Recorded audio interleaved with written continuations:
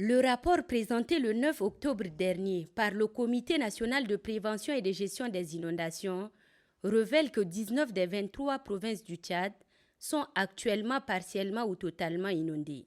La situation est particulièrement préoccupante en N'Djamena, la capitale, qui est menacée par la montée rapide des eaux des fleuves Chari et Logone.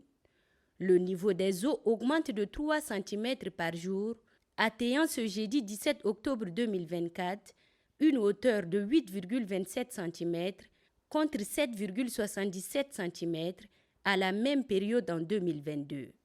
Des chiffres qui laissent présager un risque élevé d'inondation dans les jours à venir. Dans le souci de s'enquérir des efforts déployés pour limiter l'impact des inondations sur les populations, le chef de l'État, Mahamat Idriss Déby Itno, a convoqué au palais Toumaï le Comité national de prévention et de gestion des inondations. Le président de la République veut avoir le rapport détaillé des efforts déployés dans le cadre de cette lutte. Le bilan à mi-parcours lui a été présenté par Liman Mahamad, vice-président du dit comité. Nous pouvons aujourd'hui dire que beaucoup a été donc réalisé et que à la faveur donc de ce qui est en train donc de se dérouler, nous pouvons, sans risque donc de nous tromper, dire que la bataille contre donc les inondations pluviales est plus ou moins contenue. Maintenant, il nous reste quand même à nous prémunir par rapport un peu aux effets de la crue, puisque les localités qui sont situées donc le long donc, de cours d'eau sont dans des situations un peu assez inquiétantes, mais des mesures préventives sont déjà donc prises. 2 sites ont été donc aménagés avec les commodités donc essentielles, mais que ces sites-là restent inoccupés. C'est la preuve que les actions donc entreprises avant quand même donc la saison pluvieuse, ces actions ont été quand même très efficaces.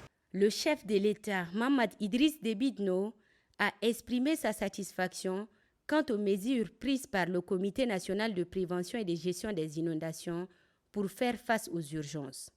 Le président de la République a aussi remercié les partenaires techniques et financiers pour le soutien rapide apporté avant de donner quelques directives.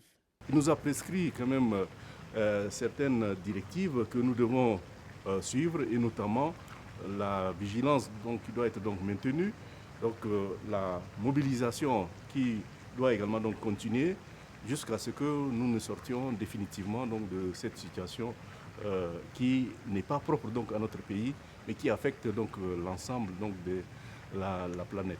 Anticiper les pics de crue attendus dans les jours et semaines à venir afin d'éviter à la population de revivre le cauchemar des terribles inondations de l'année 2022 qui avaient causé de nombreux dégâts et bouleversé la vie de milliers de familles à travers le pays, c'est la recommandation du chef de l'État, Mahamat Idriss Déby Itno. Le président de la République exige aussi que le Comité national assure une communication régulière avec la population. Une communication basée sur des données scientifiques fiables pour lutter contre les fake news et apaiser les inquiétudes.